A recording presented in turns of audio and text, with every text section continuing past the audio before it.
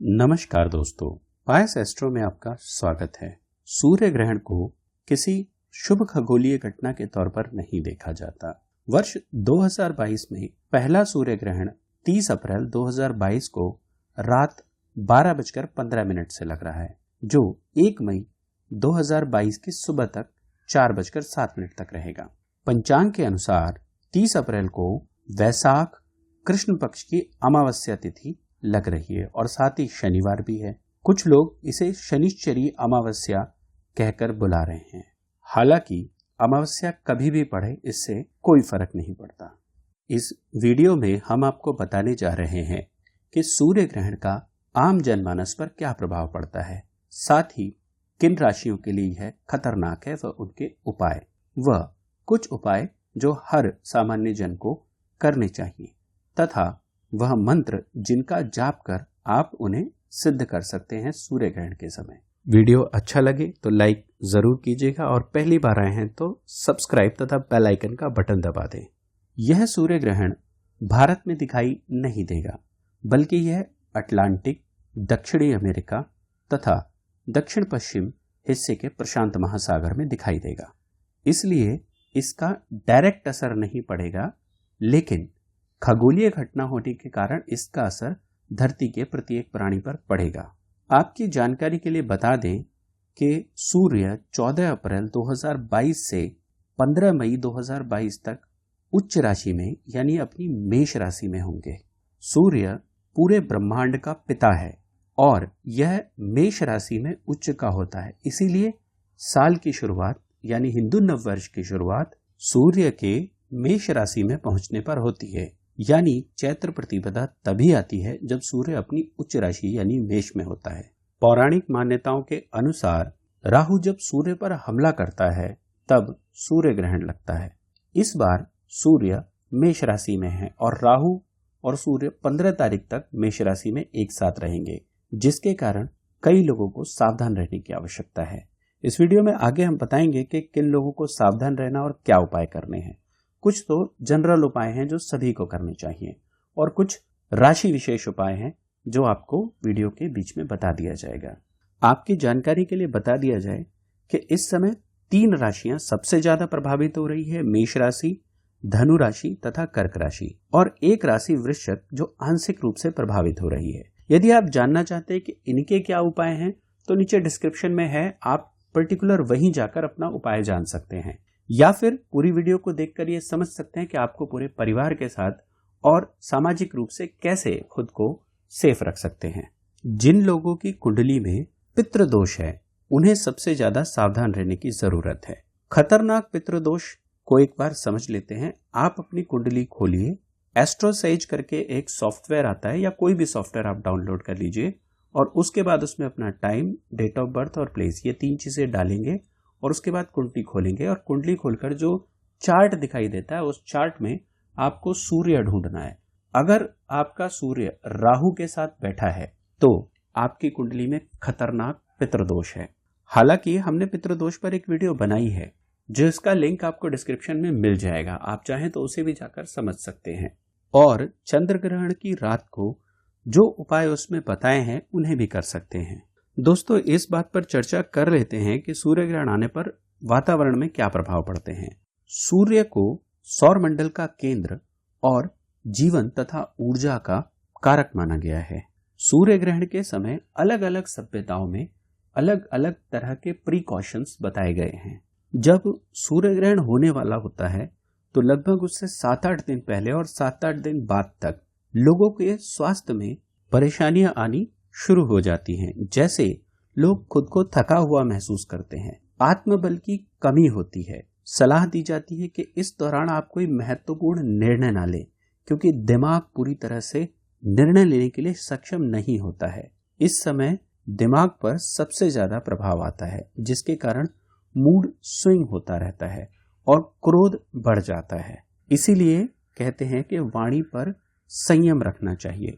अगर आपको क्रोध आ रहा है तो आंख बंद करके दोनों मुट्ठियां भींचकर 10 से लेकर 1 तक उल्टी गिनती गिनना शुरू कर दीजिए, क्रोध शांत हो जाएगा। या फिर ओम सूर्याय नमः का जाप कीजिए।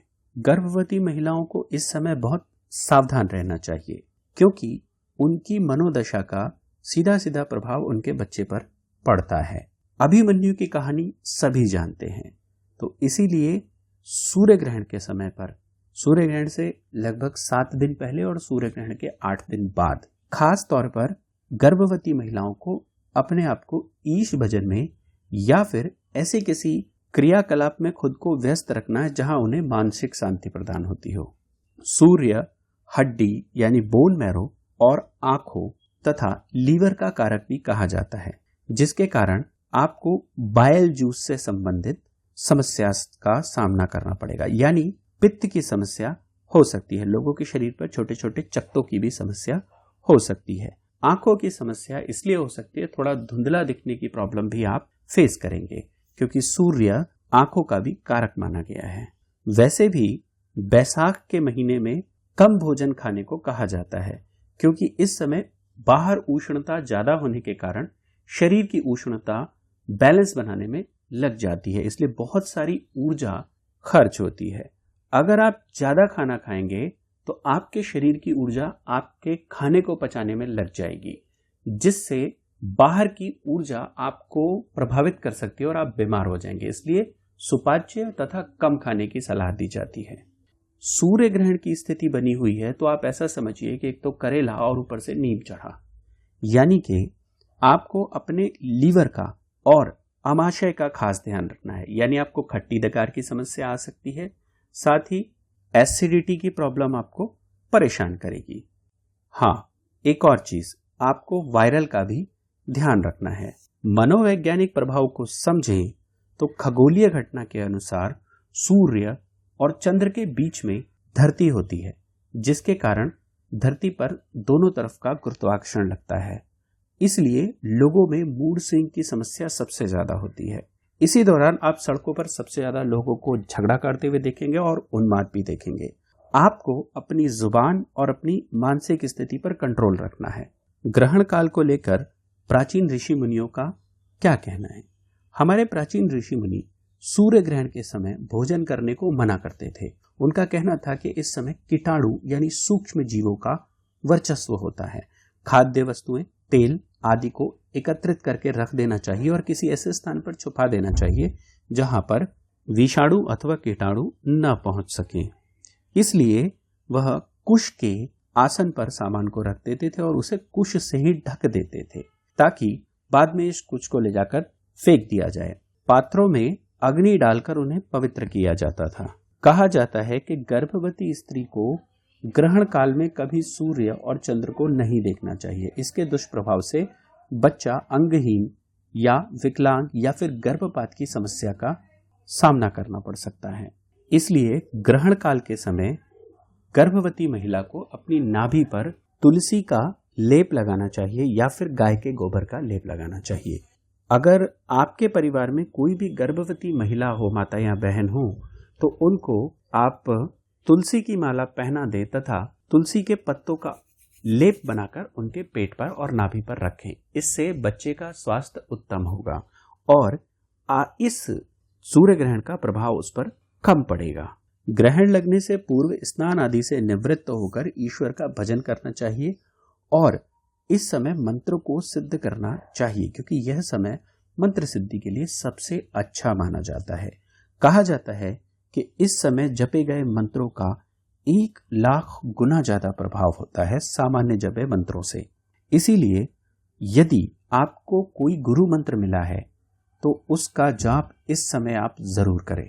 ग्रहण के समय कई लोग स्नान भी करते हैं और स्नान के बाद ब्राह्मणों को दान करते हैं। कहीं कहीं वस्त्र दान करने का नियम भी है। पुराना अन्न और पानी नष्ट कर दिया जाता है, यानी जो पकाया हुआ है वो, और दूसरा बना लिया जाता है। कई स्थानों पर डोम को दान करने के बारे में भी बताया गया है, क्योंकि कहा जाता है कि राहु और केतु का प्रतिनिधित्व डोम करता है। जैसा कि हमने पहले बताया कि 3 राशियां मुख्य रूप से प्रभावित हो रही है और 1 राशि आंशिक रूप से प्रभावित हो रही है। तो हम बता दें कि सबसे पहले मेष राशि है जो सबसे ज्यादा प्रभावित हो रही है, क्योंकि इस समय मेष राशि में सूर्य के साथ राहु तो है ही, साथ ही मीन राशि के अंदर भी यानी 12वें स्थान पर शुक्र भी भ्रमण कर रहे होंगे। जिसके कारण आपको मानसिक परेशानियां कुछ ज्यादा ही बढ़ जाएंगी। एक चीज का ध्यान रखिएगा, वाणी अगर आपने कहीं गलत बोल दी तो आपके लिए मुसीबत यह बन सकती है। आपका अहंकार आपके लिए सबसे बड़ा शत्रु बन सकता है। इस समय आपको अपने मित्रों से अपना स्वभाव अच्छा रखना है, क्योंकि उनसे बिगड़ने की पूरी संभावना है। अनावश्यक वाद विवाद से बचिए। और साथ ही आपको मेष राशि के स्वामी मंगल के उपाय करने हैं, जिससे आपका आत्मविश्वास बना रहे। कर्क राशि का भी कुछ ऐसा ही हाल है। उन्हें वाहन चलाते समय सावधानी बरतनी पड़ेगी। साथ ही मन में हमेशा खिन्नता भरी रहेगी और छोटी छोटी बातों पर गुस्सा आएगा और मन उचट जाएगा। इसलिए ऐसे लोगों को खास तौर पर अपने स्वामी यानी चंद्र को प्रसन्न करने की आवश्यकता है। वह जिन मंत्रों का आप उपयोग कर सकते हैं उनका आप करें अपनी सिद्धि के अनुसार। बच्चों को लेकर थोड़ी बहुत परेशानियां आपके मन में जगह कर रखेंगी। अनावश्यक यात्राएं करनी पड़ सकती हैं, जिनके कारण हो सकता है कि आपको नुकसान हो, लेकिन वो यात्राएं जरूरी होंगी। वृश्चिक राशि को मानहानि का सामना करना पड़ेगा, इसलिए सोच समझकर बोलिए तथा विवादों से बचिए, क्योंकि इस समय शत्रु आपको परेशान कर सकते हैं और शुक्र का भी पूरा सपोर्ट आपको नहीं मिल पाएगा। मंगल भी इस समय कहीं ना कहीं आपके लिए थोड़े से अलाभकारी होंगे, इसलिए आपको मंगल के उपाय करने हैं और उसे स्ट्रांग बनाने की कोशिश करनी है। सूर्य और राहु का उपाय तो सभी ने करना है। धनु राशि के शत्रु भी इस समय जरूरत से ज्यादा सक्रिय हो जाएंगे। आपकी पुरानी योजनाओं में, यानी जिस काम पे आप लंबे समय से लगे हुए हैं, उस काम में अचानक से रुकावट आ सकती है और वह कोलैप्स्ड भी हो सकता है। आलस्य कुछ ज्यादा ही बना रहेगा, काम छूटे रहेंगे। अथॉरिटी यानी बॉस से संबंध खराब हो सकते हैं। प्रतिद्वंदी आपके कार्यों में बाधा पहुंचाएंगे। अनावश्यक रूप से समय बर्बाद होगा। आपको धन की कमी होगी, वह कर्जा लेना पड़ेगा, इसलिए बहुत सोच समझ के कर्जा लीजिए।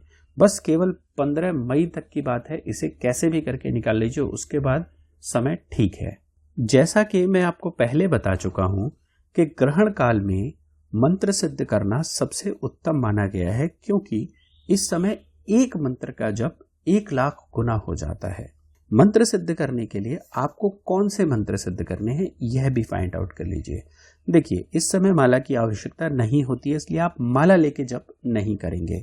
ग्रहण काल के समय आसन पर बैठकर आप किसी भी मंत्र को सिद्ध कर सकते हैं। अपनी मान्यता के अनुसार आप अपना मंत्र चूज कर सकते हैं। जैसे आप वैष्णव हैं तो ओम नमो भगवते वासुदेवाय, श्री कृष्ण गोविंद हरे मुरारी या ओम क्लीम कृष्णाय नमः का जाप कर सकते हैं। यदि शैव हैं तो ओम नमः शिवाय से अच्छा कोई जाप नहीं, और यदि शाक्त यानी देवी की पूजा करने वाले हैं तो ओम दुम दुर्गाय नमः एकदम आसान सा मंत्र है, उसका भी आप जाप कर सकते हैं। इसके अलावा सबसे अच्छा होता है आप अपने गुरु द्वारा दिए गए मंत्र का जाप करें, यानी गुरु मंत्र का जाप। आत्मबल बढ़ाने के लिए गायत्री मंत्र का जाप कर सकते हैं। मुसीबतों से बचने के लिए, यानी शत्रु आपको परेशान कर रहे हैं, जैसे कि मैंने आपको बताया कि ये 3 राशियां मेष राशि, कर्क राशि और धनु राशि वाले बगुलामुखी मंत्र का जाप कर सकते हैं। इससे उनके शत्रु उन्हें परेशान नहीं करेंगे। किसी भी लक्ष्मी मंत्र का जाप भी आप कर सकते हैं, क्योंकि लक्ष्मी मंत्र का जाप करने से धन वृद्धि होगी। यदि कोई लक्ष्मी मंत्र नहीं आता है तो श्रीम ब्रजी का भी आप जाप कर सकते हैं, यह बहुत ही कारगर होता है।